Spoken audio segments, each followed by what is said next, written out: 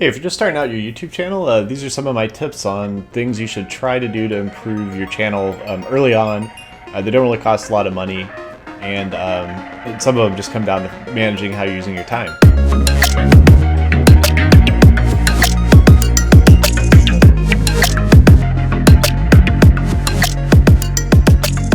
I have a very small YouTube channel. At the moment, I've got about 1,100 or 1,200 subscribers.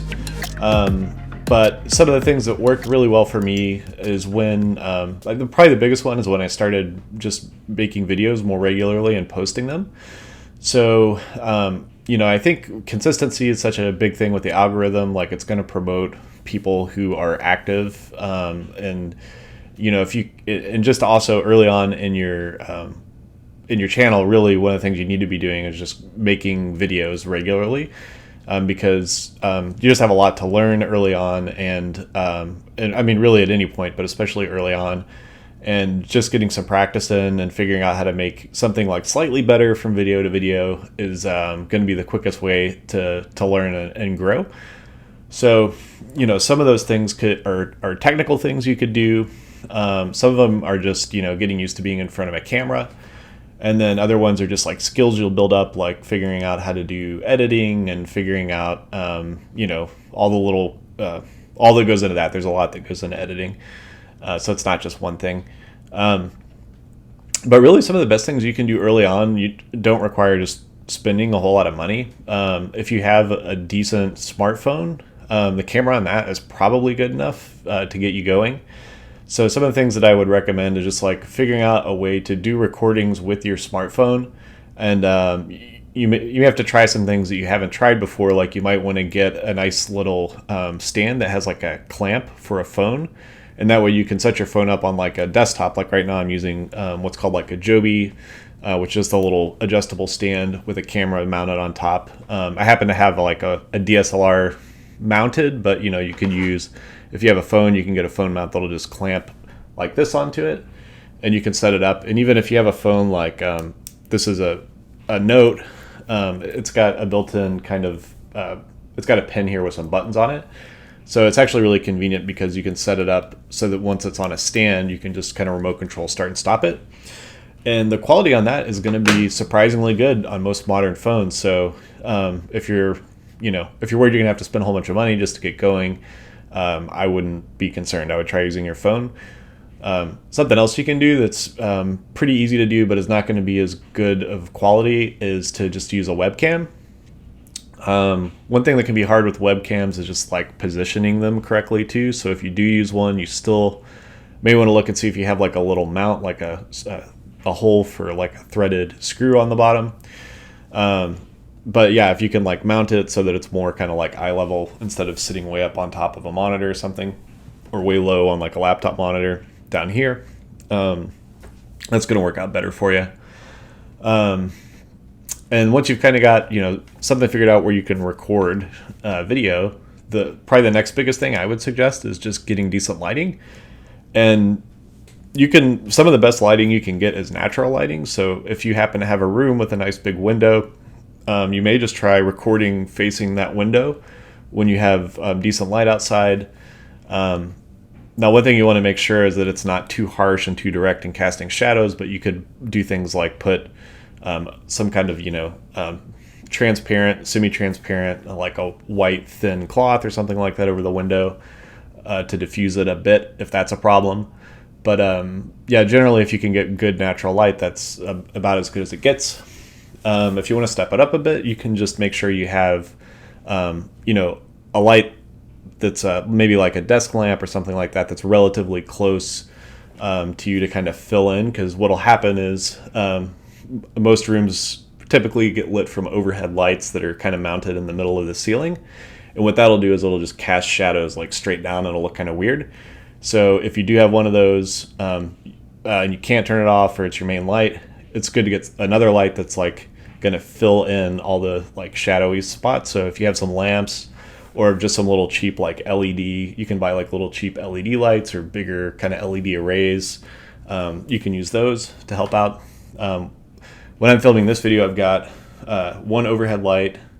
I have a lamp right next to this camera. That's this camera.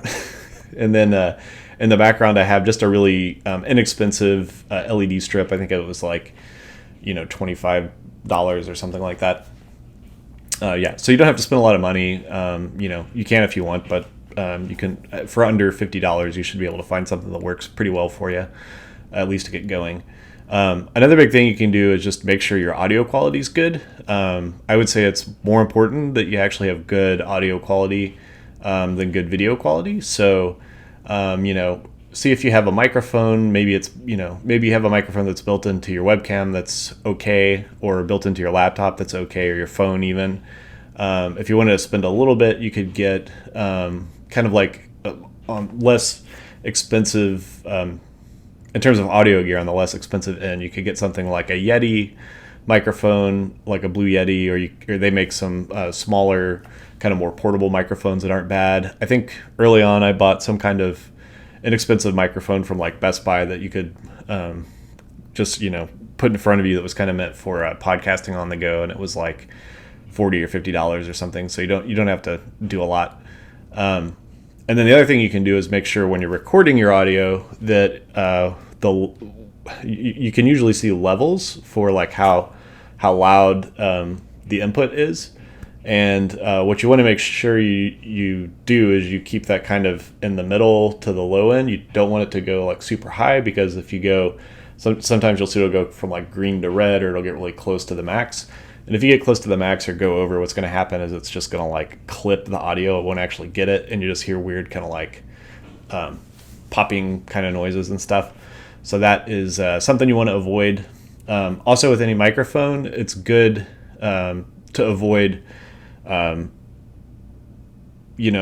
big burst of air going into it, because that'll cause it to like pop. You'll hear like a pop, kind of in the audio. So there's different kinds of filters you can get, but a lot of times you can just get a little foam filter that'll sit over the top. And what that'll do is, if you're talking into it, it's going to prevent like the hard P's and T's and sounds like that from causing a noticeable pop. You also see a pretty common thing is you'll see these little discs that people have in front of their microphones, and sometimes they're at an angle. And those also help with making sure that you don't get those popping noises talking directly into the mic. So, yeah, generally just, trying to improve, you're not looking for like the high end, but just making sure you're not making like the most common mistakes with your audio, and the most common mistakes with your lighting, and, they're just getting decent video. It doesn't have to be the greatest when you're starting out. And phones actually... Smartphones have surprisingly good video cameras, and a lot of them even do 4K well. So that's a really good option to look at as you're getting started. I'm trying to think of what else. It's always good to have some way to have like extra battery life too. So if you're if you're recording with a DSLR camera, or if you're recording with your phone, or if you have like powered microphones or whatever, it's good to have some kind of extra batteries. And that could mean having, actual extra physical batteries that you can like swap in and out of your camera. Or it could mean just having some kind of like an Anchor power brick that you could, plug your phone into. But it's always good to have just some extra options for powering things up, because you don't want to be out in the middle of, recording something and get halfway through it, or 3/4 of the way through it, and then you just have to stop because you don't have any power left, right? They'll just kind of like ruin your whole day. So those are pretty much some of the biggest tips that I have for just getting started. Some little inexpensive things you can try out early on when you're getting set up on your channel. Let me know if you have any questions, comments. If you have any tips that you want to share with people, throw those down in the comments. And I appreciate that, and I will see you in the next one.